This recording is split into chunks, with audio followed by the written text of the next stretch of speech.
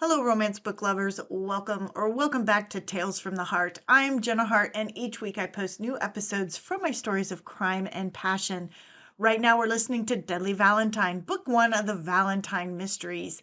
This week is episode 9, where we go through chapters 20 through 23, where we find out if Tess can change the mood with Jack, and, well, you'll have to listen to find out. I will warn you that I have had to abridge some of the content in the next few chapters. I've left some of the innuendo in. However, some of the more explicit bits have been removed to avoid violating any terms of my podcast or video host. But remember, if you want to read those bits or you want to follow along or get ahead in the story, you can download the entire ebook of Deadly Valentine for free at jennahart.com. Never miss the mystery or romance by hitting the subscribe button, and remember, all the details and links that you might need are just a click away in the description. Now snuggle up, get comfy, and enjoy the show. Chapter 20. Tess stood stunned as Jack walked away from her. How could he kiss and touch her like that, for the purpose of getting her hot and bothered, and then just turn it off when the wrong thing came out of her mouth? She shook her head as she tried to understand what happened. She knew she said the wrong thing, but it wasn't what she meant. Being with him could never be a chore. The wood in the fire as it broke apart, the flames dying away. It was a metaphor for the moment, she decided. But she knew if she poked at the logs, she could rekindle the fire. Could she do the same for the spark that was dying between her and Jack? Could she fan the flames? If she intended to try, she needed a plan. She was no prude, but neither was she an experienced seductress. If she had time, she would have called Kate for a crash course in seducing a man. Instead, she'd have to find her inner feminine wiles on her own. To start with, she needed to change. The La Perla lingerie she acquired earlier in the day would be a good start. Going to her bedroom, she stripped off the rest of her clothes and pulled the lacy black and red undergarments from the top drawer of her dresser. She slipped them on quickly and checked herself in the mirror. Remembering what he said at the ice cream shop, she pulled the pins from her hair and shook out the curls. It improved the wanton look, but did nothing to give her the long-legged lingerie model look. Acting on an idea, she went to her closet. Looking up on the shelf, she realized the box was too high. Grabbing an empty clothes hanger, she reached up and was just able to slip the end under the box's lid. She pulled, and the red stilettos tumbled along with the box that had held them for 3 years since she'd last worn them. She tugged them on, wincing as they pinched her toes. Hopefully she wouldn't be wearing them for long. Testing a few poses she hoped looked sexy. Then taking a deep breath and headed to the bathroom. "Are you decent?" she asked through the slightly ajar door. "You're joking, right?" His voice was tight. She pushed the door open to find him standing over the sink, a hand resting on each side of the basin, his head hanging. Drops of water clung to his face. A version of the cold shower, she suspected. "I can help you with that." Had she pulled off sounding sultry? "You've done enough already." He grumbled. "Jack." She tried to coo. "Give me a damn minute." Normally, the outburst would have deflated her confidence, but for some reason in this case it annoyed her. "For goodness sake, don't be a martyr. I can help you with that. I want to help you with that." He turned his head. His eyes flashed with annoyance and then narrowed as they took a long slide over her lacy garments and red heels. Slowly they made their way back up to her face. "You're the devil, you know that?" He grabbed her arms and pulled her against his body. He brought his mouth within an inch of hers. "I'm going to torture you just like you torture me." He lightly bit her bottom lip, tugged on it as he eased her into the bedroom. "I haven't tortured you. "Think again." So get on with it already." For a moment she was afraid she'd made the same mistake that had nearly ended their interlude earlier. Fortunately, he didn't seem to be listening to her. His lips moved down, nibbling her collarbone and shoulders. "If you're going to have second thoughts, now is the time." "You're delaying the inevitable here, Valentine." She didn't know where the bravado came from, but she felt liberated by it. She wasn't sure if it was the underwear, the shoes, or the man, but she couldn't remember ever feeling so sexy.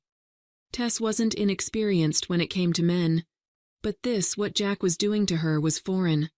His touch elicited sensations she'd never felt, not just sensual feelings, but something deep, soul deep. as if his caress, his kiss was awakening something inside her.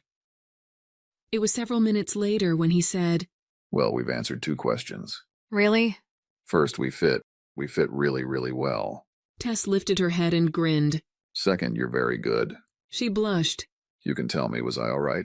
She nodded. Yes, you were all right. He gave her a gentle slap on her backside. Be nice. I thought I just was. He grinned. Chapter 21. Reading romance novels and knowing Jack's reputation, Tess had high expectations of his abilities in the bedroom, and he didn't disappoint. Jack had shown her a gentleness and giving that she thought only existed in romance novels. At times it was so sweet and pure it terrified her with its intensity. So much so, she was afraid it was more than she could handle.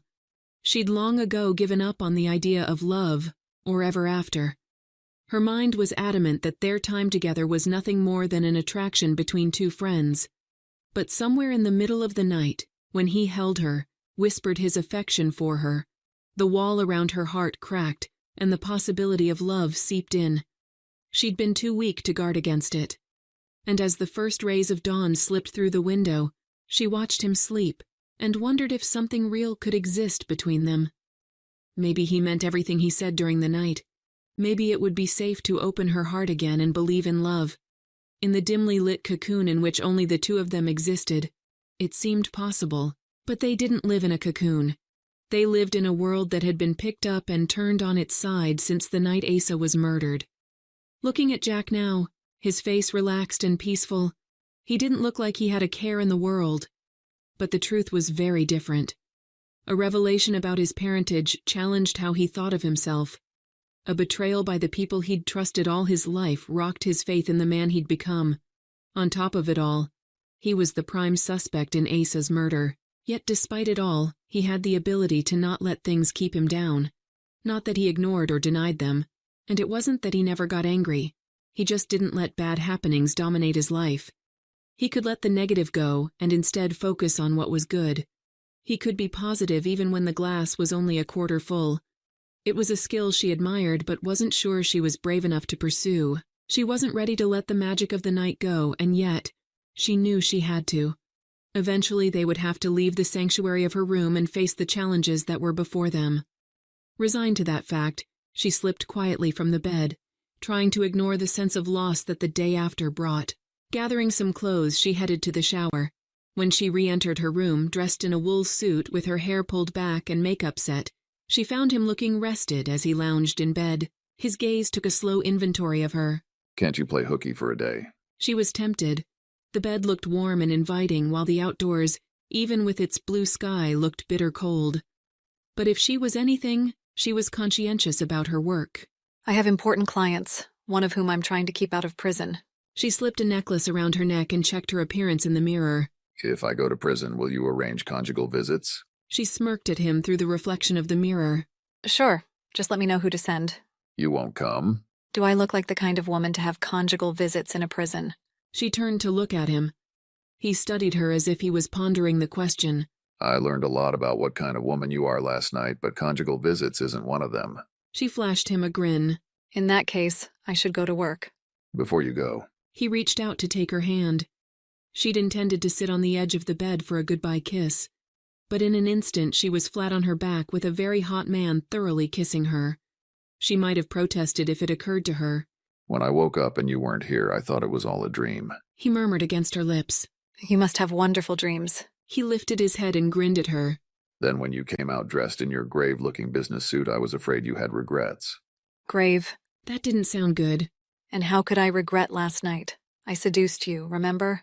How about a replay just to be sure? Before she could answer, he was using his lips to make a compelling argument for her to stay. I hope you didn't mess up my hair, she said when he finally gave them a chance to breathe. The hair is fine, but the lipstick could use some work. He dipped down, catching her lower lip between his teeth and tugging. She was seriously reconsidering going to work when there was a pounding at her door. Listen to what you do to my heart. She laughed until she heard Daniel's voice calling as the pounding started again. Jack rolled his eyes. Is this illegal in this town, too? Something's wrong. She scrambled away from Jack's grasp. Scooping up Jack's clothes from the floor, she tossed them to him. Get dressed. Why? Jack slipped his hands underneath his head, making it clear he wasn't planning on moving anywhere. I'd rather just hide in here out of his way. She gave him an irritated look. He knows you're here. Your car is in the driveway. So, He threw the shirt she'd tossed to him back on the floor. are you ashamed of what we did? No, He's going to find out eventually. but we don't need to rub it in his face. She snapped as she tossed his shirt back to him. The pounding continued. Just a minute. She called. Jack stared at her for a moment, then acquiesced. Gathering his clothes, he headed to the bathroom. Before she could pull the door closed, his hand stopped it. You'll need to tell him sometime. This isn't a secret affair we're having here, Tess. He doesn't need to know right now, though. She tugged the door, closing it in Jack's irritated face. Tess fixed her clothes and checked her hair in the mirror. Jack was right about the lipstick. She wiped the smears with her hand and then went and opened her front door. Daniel, Where is he? Daniel pushed his way into the house. what's going on? I know he's here. His car is in the drive. He's in the bathroom.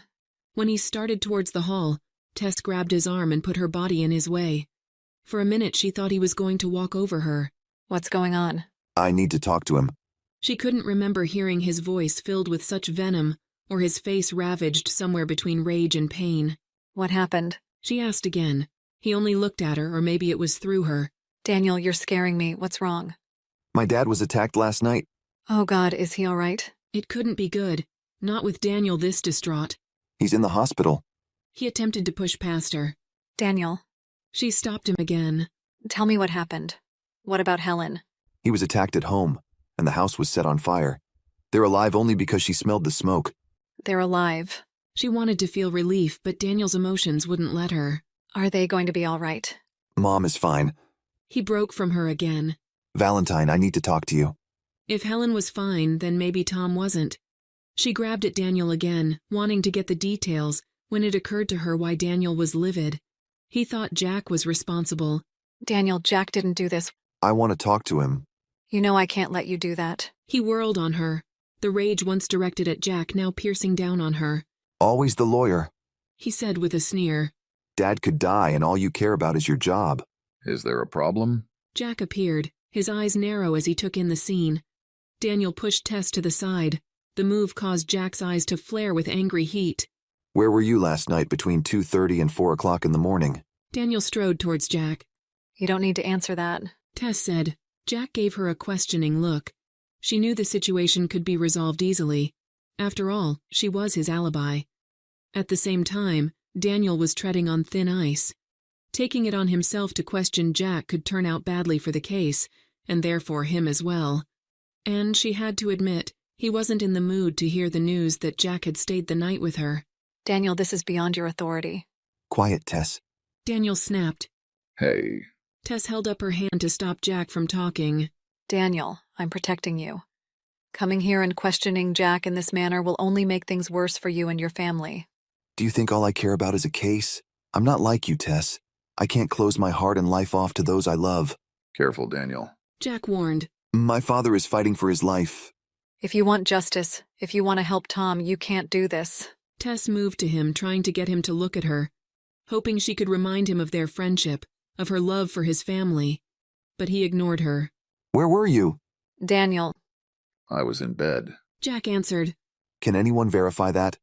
Yes. Jack held Daniel's gaze. I'll need her name. Daniel cast a satisfied glance at Tess. She realized he believed he was exposing Jack as a philanderer. I can't do that. Jack answered, but the look he gave her told her he was annoyed at having to keep their night together a secret. stop, Daniel, please. Tess was nearly begging.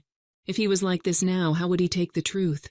She felt certain that in this case, the truth wasn't going to set Jack free.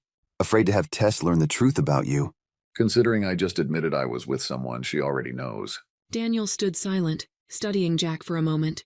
Slowly he turned, and Tess could see in his eyes he was coming to the truth. He was with me. I'm sorry.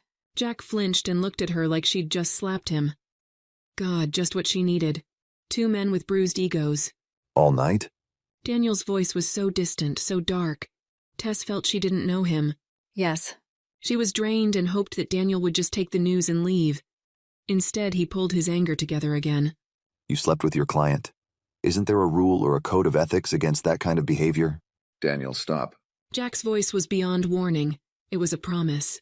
Or maybe you're protecting him. Maybe you've been working with him this whole time, helping him get away with murder. You know that's not true. Tess managed, but the look in his eyes made her wonder if he really did think that. The more I think about it, the more sense it makes. Then take it to Detective Johnson. Jack said. We don't need to listen to your petty, jealous accusations. Daniel shook his head at Tess. You know what this makes you? Tess's heart couldn't decide which she felt more, hurt or angry at Daniel's insinuation. She never would have guessed that he could turn on her so cruelly. Back off. Jack moved quickly toward Daniel. You going to hit me, Jack? Daniel's voice suggested that he hoped Jack would. Assaulting a police officer is against the law. I don't see a police officer. I see a bully. The two men stood toe to toe. Your pain is clouding your judgment. Why don't you leave before you do something you'll regret? The tension was impenetrable, but Tess made the effort to diffuse the situation before the two of them ended up in jail. Both of you, stop it. She gave Jack a light push, hoping he had enough control to back off. Daniel. She tried to get him to look at her, but when he did, she saw contempt. Your parents need you. Why don't we go together? You stay away from my family. He accentuated each word with a point of his finger into her face. Each poke was like a sharp stab to her heart. With one last look of disgust, he left. Chapter 22. Tess's legs felt like cooked noodles. The only thing preventing her from dropping to the floor was Jack's arms around her. Are you all right? I don't know. Her mind was in a whirl. The only family she really had was in danger of dying. She couldn't get the way Daniel looked at her out of her mind, like she was a tramp. Hey. Jack said, lifting her chin with the crook of his finger. Don't let him turn last night into something sordid. You're not really sorry, are you? She shook her head. I was sorry for hurting him, not for being with you. I've never seen him like that. Would have never guessed he could be like that. Fear and pain can do things to a man. Jack said. But it doesn't mean he can behave like that. I need to go to them. She would defy Daniel and hope his parents didn't hold the same opinion of her. I'll take you. No, I think under the circumstances I should go alone. Are you sure? Can you trust Daniel to keep his cool? I'll be fine. She said it, although she wasn't sure she believed it. Call me if you need me. She nodded. I'll stop by your office later to check on you. She could only nod again, numb from the encounter. Tess. She lifted her gaze to his. He looked like he was struggling for the right words. Finally, he said, Don't let him ruin what we've got here. She tried to reassure him, but failed. He leaned forward and gave her a kiss, and then gathered her close. She liked his warmth and strength, and yet she couldn't help but feel guilty. Because she wasn't immediate family, Tess wasn't allowed to see Tom at the hospital. It was a harsh reminder that her ties to Helen and Tom were tenuous. It made her regret her last words to him at the funeral. Even worse was the guilt over the thoughts she'd had about him. He'd lied to her, she was sure of it. But it had been wrong of her to question him and his motives, especially at the funeral of his friend, his family. She'd seen the disappointment on his face. It was the last image she had of him. God, please let him be all right, she thought as she took a seat in the waiting room, hoping to see Helen. She thumbed through yet another issue of a Southern Living magazine when Helen found her. Tess tossed the magazine aside and rushed to her. How is he? Tess, I'm so glad you're here. He'll live, but they aren't sure if there will be brain damage. Brain damage. Didn't Daniel explain? Tess didn't want to go over her last encounter with Daniel. He didn't give me details. He was upset. Yes, he's taking this hard. Is he here? Tess worried that any moment Daniel would throw her out and turn his mother against her. He'll be here soon. He had a few things to take care of. Why don't I get us some coffee and you can tell me what happened? I don't want coffee. Helen sat down on one of the orange plastic vinyl chairs. Her head fell back against the wall. Tess sat next to her. What can I do? Just being here is a help. Helen's hand reached out and squeezed Tess. What happened? I was asleep. I had my earplugs in. Tom's snoring has gotten so bad lately. Helen took a deep breath. If I hadn't had them, I'd have heard something. Tess gave her hand a squeeze, hoping it would give her the strength to continue. The only reason I woke is that I smelled something burning. I didn't hear the smoke detector until I took my earplugs out. I went downstairs and saw the smoke coming from Tom's office. I called for him, but he didn't answer. Helen took a tissue from her purse. She dabbed at her eyes and rubbed her nose. I looked in his office and he was lying on the floor, bleeding. His desk was on fire. I went to help him, but there was someone there. Did he hurt you? Tess asked, alarmed that Helen met her intruder face to face. Are you all right? He looked at me, picked up something off the floor, and ran past me out the door, like I wasn't even there. Maybe I wasn't. Helen said as she looked at Tess. I didn't even try to stop him. Thank goodness you didn't. He could have killed you. Who would do this? Tess shook her head. I don't know. You didn't recognize him? No, he was all in black, with a mask. It was like what you see in the movies, only it wasn't a movie, was it? No, I'm sorry. Helen blew her nose. It must have to do with Asa. Tom is a sweet, gentle man. No one wanted to hurt him. But he worked with Asa, who was never sweet or gentle. And he was murdered. That wasn't the only thing they had in common. Both had head injuries and their offices set on fire. But what had the assailant picked up before he ran out? Do you know what the attacker took? No, it was broken, though. He had to pick it up in pieces. It wasn't big, maybe the size of a large book. The moment finally became too much for her, and she dropped her head into her hands and wept. I'm so sorry. Tess pulled her close and realized Helen was still in her robe. Why don't you let me pick up some clothes for you? Tess wondered how damaging the fire was and if her clothes were wearable. If so, she'd go to the mall and pick up a few things for her. I don't know. You don't want Tom to see you out in your bathrobe, do you?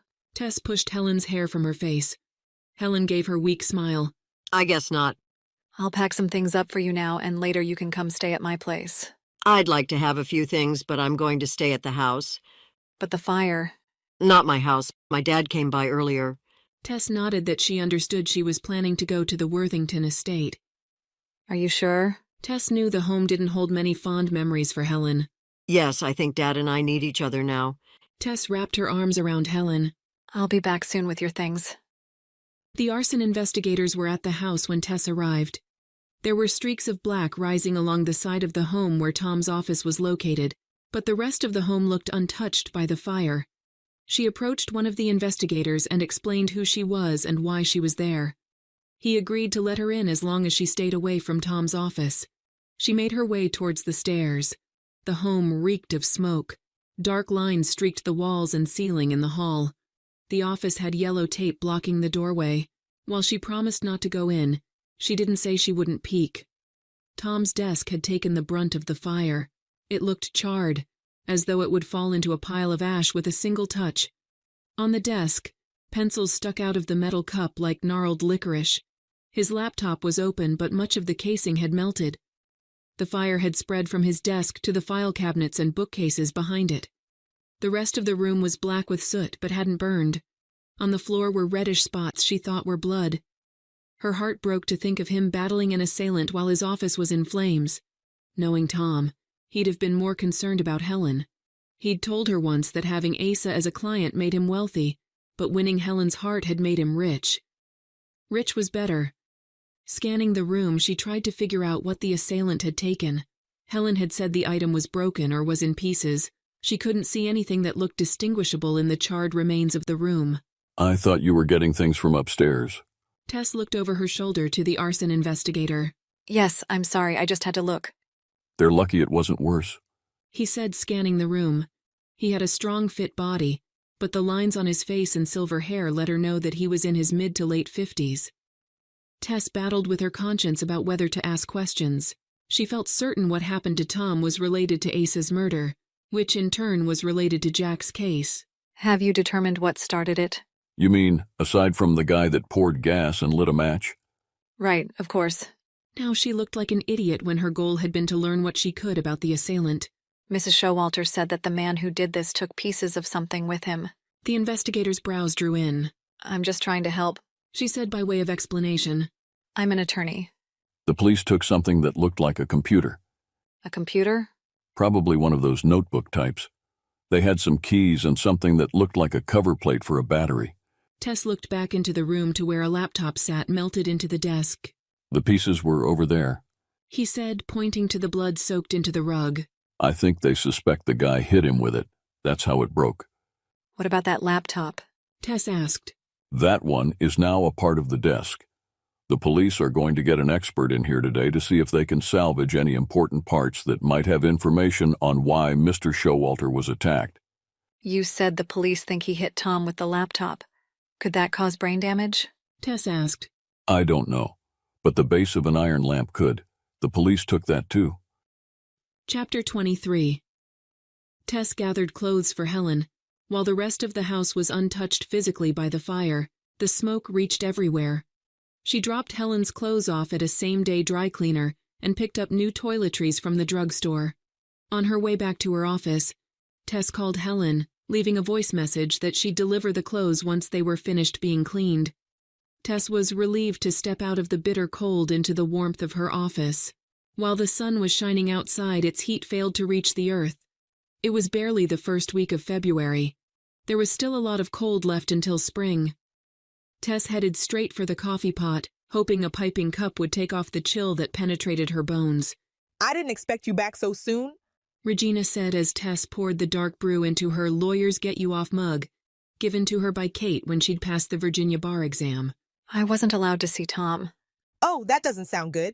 Tess wrapped her hands around the mug, savoring the warmth. It's not. It's one of those wait-and-see situations. I'm sorry. Regina said. Do you want me to reschedule your afternoon appointments as well? No. Were you able to reschedule this morning's appointments? Well, one of them, Mr. Snyder wouldn't reschedule, and he wouldn't tell me why. And Mr. Tanner canceled for today, so you just have 2 appointments. Did he say why? No, it was weird. Kind of like he and Mr. Snyder were in cahoots. Her brows furrowed almost as if she knew something was up, but couldn't put her finger on it. Cahoots. You know, I think the legal term is conspiracy. I know the legal term. Why did you think they were conspiring? They both seemed to be holding back why they wouldn't reschedule. They just wanted their final bill, and that's it. Final bill. Tess bit her lip. Mr. Snyder and Mr. Tanner were only a small part of her practice, but they'd been loyal to her and had even referred new clients. Can you pull their numbers so I can call them? Here they are. Regina stood and handed a stack of folders to Tess. There's also the Wagner's partnership deal for today. There's only one person I couldn't put off. Mr. Valentine? How hard did you try? Regina's lips twitched. Not very hard. He's nice to look at.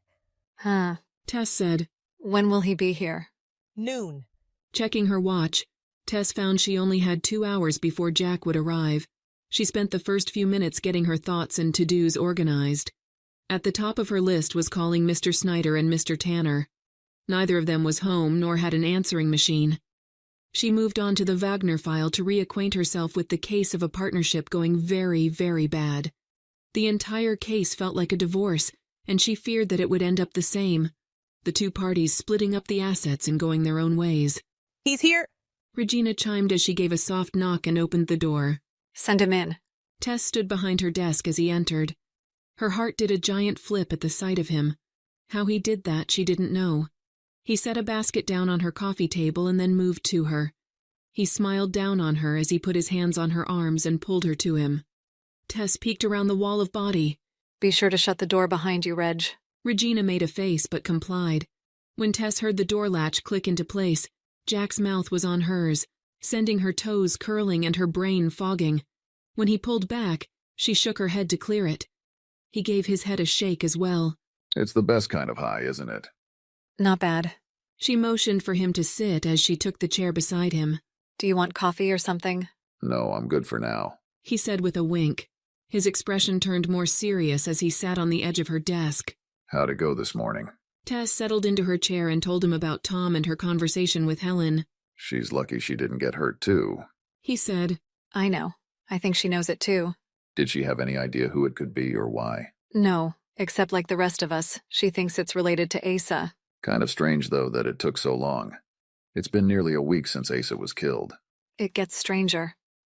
I went to the house to pick up some things for Helen. The arson investigator told me that the police had collected some items they thought may have broken when Tom was hit. He said he thought it was a laptop. He hit Tom with a laptop? Apparently. But here's the thing. There was a laptop sitting on Tom's desk. It was melted, but not broken. So the assailant hit Tom with another laptop and took it with him? Tess nodded. Jack's eyes narrowed. What are you thinking? I'm thinking the same thing you're thinking. That Tom took Asa's laptop after he was murdered. Why would he do that? She shrugged. I don't know. Protect his client, maybe? It still doesn't make sense why Tom was attacked now. Maybe the assailant didn't know about the laptop until now. Tess offered. So you think that's why Tom was attacked? I don't know. But if Tom knew something, Wouldn't he have been a target sooner? The fact that he was attacked a week later must mean that the assailant was after something else. Or that the assailant only just learned that Tom knew something. Maybe he's keeping a secret for Asa. Could be. But why now? What has happened that's different? Tess asked. Did something happen at the funeral yesterday? You did say that Tom seemed a little off after you talked to him. Maybe someone overheard you too. Yes, but he didn't tell me anything. And wouldn't that have made me a target too? Jack's eyes darkened. I don't like hearing that. Did you tell Deputy Dan about this? No. Tess's stomach tightened. She picked up her coffee. What she really wanted was something 100 proof, but the imported dark brew would have to do. She took a sip and then leaned back in her chair. It really bothered you what he said this morning, didn't it? Jack asked. She studied him, wondering if he was concerned or annoyed. She decided his eyes were sympathetic. Bother isn't the right word. Hurt. Angered. I've been so close to him for so long, I'm shocked by it. Jack's head tilted. I still can't see it, but I suppose it's possible that you have feelings for him. Oh, please, not you two. His lips twitched slightly. Me too, what? Everyone in town thinks that someday Daniel and I will be together. It's not happening. He gave a slight nod as he bit his lower lip. She had the impression that he had a retort that would probably make her annoyed at his arrogance. He was wise to hold it back. She was impressed he could. Finally, he said, So is it guilt then? Guilt? You're representing the man that he believes killed his uncle and attacked his father. Maybe you've got conflicting feelings about that. A little, maybe. Or maybe... He stood and moved closer to her. Maybe you're worried that they aren't as fond of you as you are of them. Maybe you're worried that Helen will turn on you as quickly as Daniel did. His hands reached for hers, tugging her up, loosening the tears in her eyes. Are you a shrink too? She sniffed and willed her eyes to stop leaking. He smiled. No, I just read people pretty well. And it makes sense considering your history. She gave a snort. Yep, everyone dumps Tess. He gave her a sharp shake. Not everyone. It was so easy to let him comfort her. Easy, but dangerous. Eventually, her time with him would come to an end. Once this investigation was over, he'd either return to D.C. or end up in prison and she'd be alone again. You don't believe me, he said. But time will tell. So, what did you bring for lunch? She moved around him to the basket he'd brought. He followed her and opened the lid, pulling out a white paper bag. Riddows. Riddo's bagels. You look disappointed. Were you expecting caviar and champagne? It is what your people prefer, she said, referring to the elite crowd Jack traveled with now that he was rich. He laughed. They're more your people than my people. And I know how you feel about your people. Besides, there's something gross about fish eggs. She sat on the couch, taking one of the bagel sandwiches from him. I think you made a perfect choice. How do you know about Riddo's anyway? I make it my business to know all the fine cuisine in the areas I'm staying in. He sat on the couch next to her. Speaking of which, I was thinking that tonight I could take you out on a real date. No caviar, but something a little more upscale than Riddo's. Tess had barely time to open her mouth when he said, Before you say no. How do you know I'm going to say no? She asked. Because you always say no. It's like a knee-jerk reaction, especially if it's something related to your personal life or me. She frowned but didn't respond because he was right. Darn him. I haven't taken you out on a real date. I put the cart before the horse, so to speak. He waggled his brows. I want to do this right, Tess. So before you say no to a date with me, at least take a moment to think it over. She swallowed a bite of her sandwich. I need to pass, but not because of a knee-jerk reaction. I told Helen I'd bring her things by the hospital, and I was hoping to visit with Tom. Jack nodded. I'll accept that. That's a surprise. No knee-jerk rejections, no knee-jerk coercion. He grinned. But you did say earlier that you weren't allowed to visit him. If that happens, will you let me take you out? Maybe. She said, knowing she was being coy. I'll tell you what. I'll call you at 6:30 or 7 o'clock, and if you're busy, I'll see you when you get home. If not, I'll pick you up and we'll go out. When I get home, how are you going to get into my house? I'll use the key under the turtle. How do you know about that? Everybody has a key under the turtle. Do you? Well, no, I have a doorman or an alarm system depending on the home. But when I was a kid, my mom had a frog. So, are we on for tonight? I guess I could do that. It's not a no, so I'll take it. Thank you so much for listening to this episode from Tales from the Heart. I hope that you enjoyed it and that you will be back to find out what happens next. Will Jack be able to take Tess on a date? Who attacked Tom? And will Daniel ever get over his anger and hurt toward Tess? To make sure that you don't miss any episodes, hit the subscribe button to be notified when new episodes are posted. And don't forget that you can get the ebook of Deadly Valentine for free through my website, jennaharte.com. Thank you again for listening, and until next time, this is Jenna Harte wishing you peace, love, and happily ever after.